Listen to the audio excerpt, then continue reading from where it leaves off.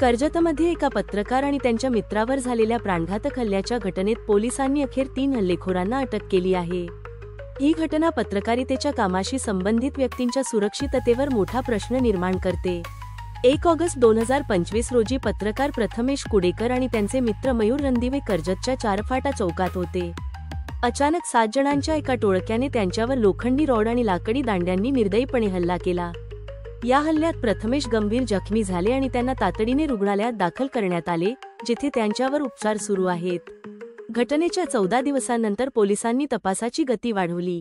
Police पथकाने CCTV footage आणि तांत्रिक पुराव्यांच्या आधारे आरोपींचा माग काढला आणि महाड येथून 3 आरोपींना ताब्यात घेतले। पोलिसांनी सध्या आरोपींची नावे जाहीर केलेली नाहीत, कारण उर्वरित 4 आरोपी अजूनही पसार आहेत। पोलिसांनी सांगितले की आरोपींना स्थानिक न्यायालयात हजर करण्यात आले होते, जिथे त्यांना जामीन मिळाला आहे। या निर्णयामुळे पत्रकार संघटनांमध्ये प्रचंड संताप व्यक्त होत असून लवकरच उर्वरित आरोपींनाही पकडणार असल्याचा विश्वास पोलिसांनी व्यक्त केला आहे।